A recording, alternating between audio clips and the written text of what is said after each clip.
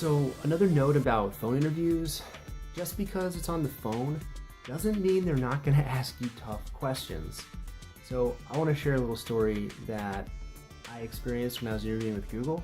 They actually had recruited me for the Google X team, and that felt pretty great. But here's what happened. So there were 2 rounds of phone interviews. I did fine during the first one, and during the second one, I actually got to interview with one of the inventors of Google Glass, which was awesome, but I kind of screwed it up, and here's why. He sort of caught me off guard, and the reason he caught me off guard, I was actually at a convention, a trade show that day, so my mind wasn't totally focused. So another thing, you've got to be focused. You've got to be in a place where you can just bring 100% to the phone interview.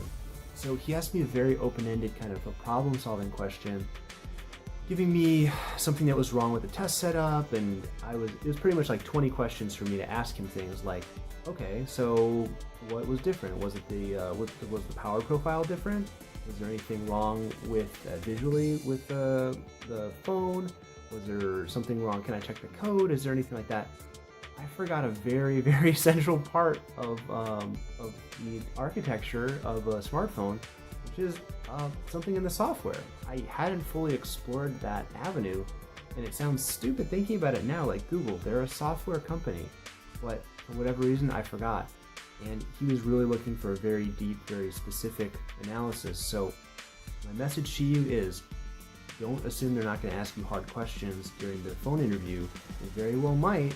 So you just really need to be sharp, and you really need to be focused and talk through your problem solving approach and think about what it might need to be for an open-ended problem. You know, even have like a tree of possible failure modes.